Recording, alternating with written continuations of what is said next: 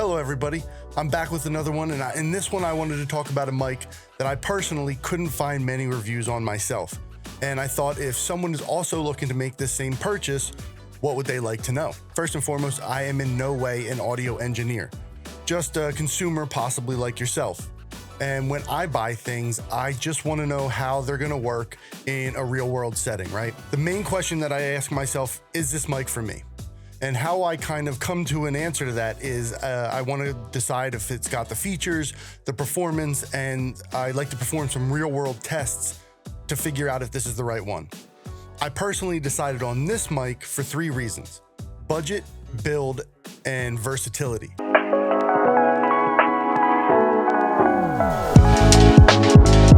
Don't forget, if you're new here, please like and subscribe. It would really help out the channel. So this microphone, like I said, is a popular choice for some filmmakers and content creators on a budget. I was able to purchase it with a coupon code and the use like new section of Amazon.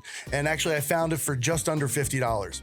Traditionally, it's going for about $129, brand new with no codes or discounts. This makes this mic pound for pound worth the price of admission for me.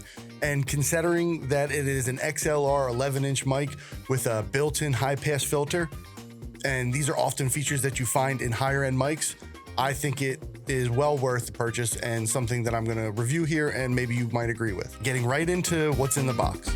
The microphone itself, a shock mount, a foam windscreen, an XLR cable, and a 3.5mm adapter and a mono handle with this nifty little bag to keep it all together. If you're like me and stuff gets everywhere, a dedicated bag for things to me is always a nice little extra touch. First impression is it feels solid. It is a metal build and it has a hexagon pattern that looks pretty nice. It's giving professional. The added windscreen and dead cat are a nice touch, especially when I've seen those things go alone for just $50. So you're ready to go almost out of the box, which we'll get into right now.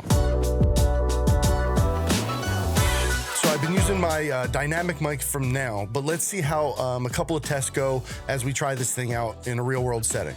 So what I want to do is first record indoors at close range as my interface option. I do have the Rodecaster Duo here.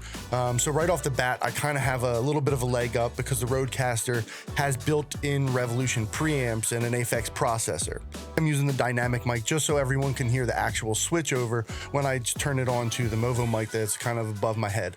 I got it, like I said, typically about a hand length away, just out of range, and it's pointed down to my chest, not directly at the mouth. So as the sound comes out, it catches it across, so it's not as harsh as what I would understand. And I'm hoping that it gets me from hitting the mic just like that a lot more often. A real quick preamp is necessary power for a condenser microphone like this. A condenser microphone produces a really weak electrical signal that needs to be significantly amplified to reach a level strong enough to be recorded by your audio interface, right? Essentially, preamps boost the high level signal from the condenser mic to a line level suitable for further processing in your recording system.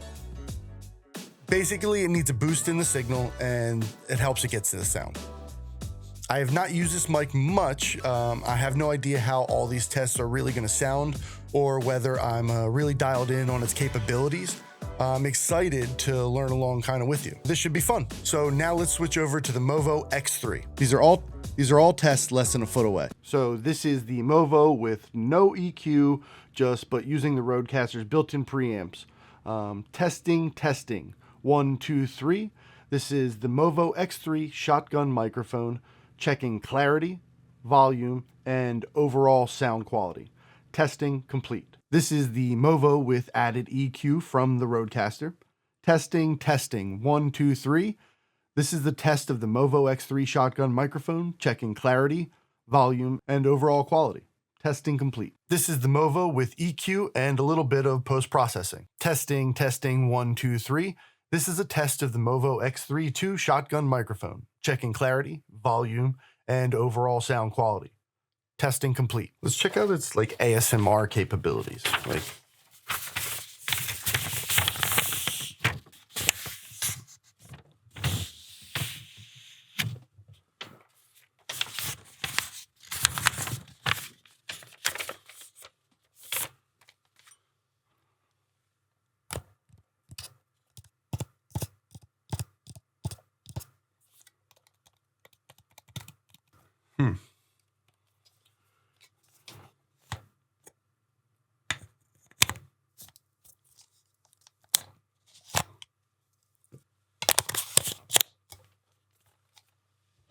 And because it is a supercardioid condenser microphone, it's really supposed to stop sound from the sides and behind. So I'm going to do a quick test. I'm going to bring it down here.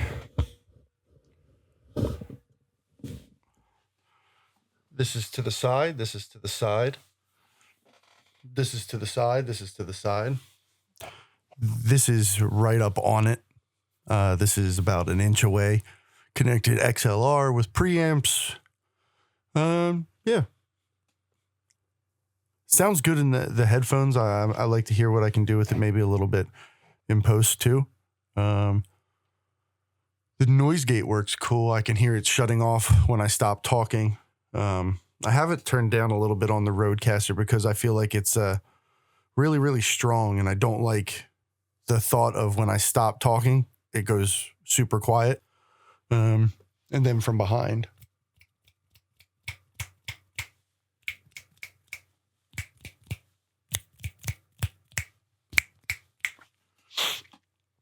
I'm actually filming this while my 18-month-old is away, and because I feel like it picks up so much ambient noise. You know, I've messed up where I had it.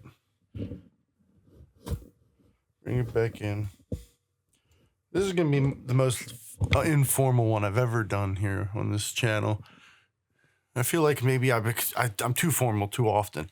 And I want these more to be like real world tests and a little bit more comfortable and just kind of laid back. And the more equipment that I have, the better I kind of feel about that. Does this sound the same? It's got to be the right distance and the right. All right. So for me, I'm really still learning the correct way to gain and EQ with this thing so that I feel that my voice sounds optimal.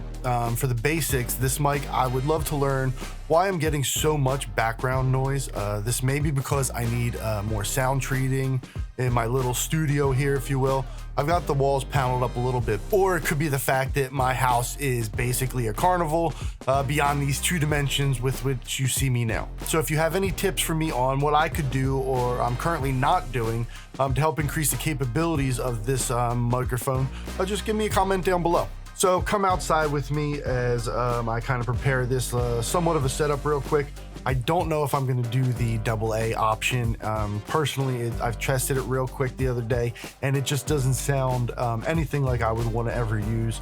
I might try it, but I'm going to take the Rodecaster outside. I'm going to take mics, which like I said, I've really never done before. But hopefully, we both learn something in this next segment. Now I've moved everything outside to give you guys an idea of what kind of versatility this thing can have in an outdoor option.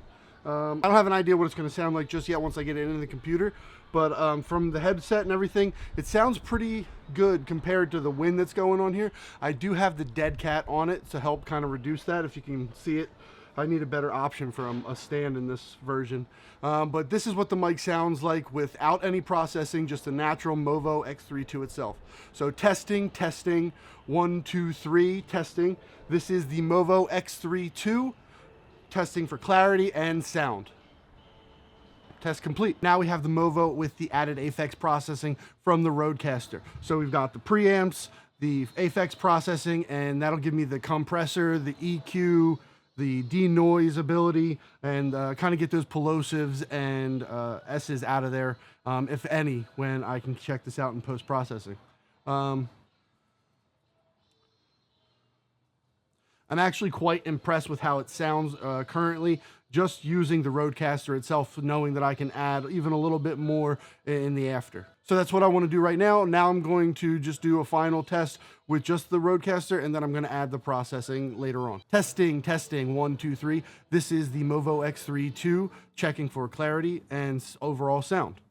Testing complete. So here you have it. Now this is the final version and final product of what I think I can make this mic sound like outside for interviews, for run and gun type of options. And I think it sounds pretty darn good.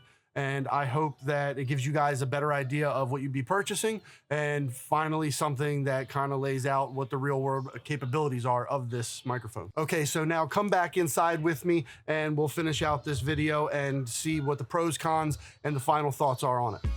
So what did you think? How does the Movo X3-II really stack up?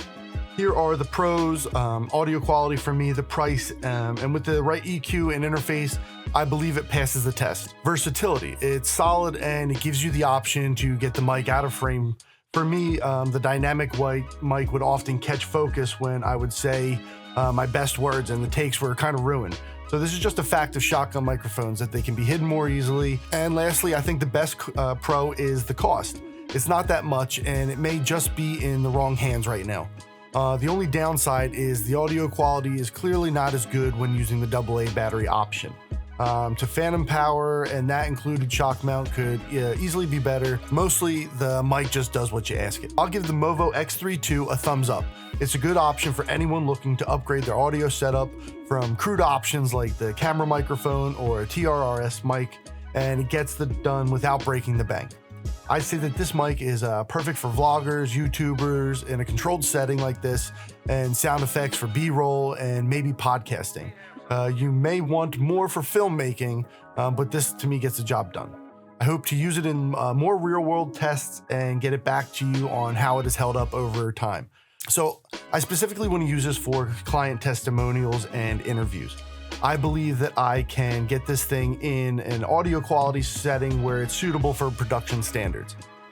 I think that some, most, or all of us are looking for something to always upgrade to, and I think that this checks out. If you're interested in the Movo, go ahead and check out the link and the description below to get yours and give it a test.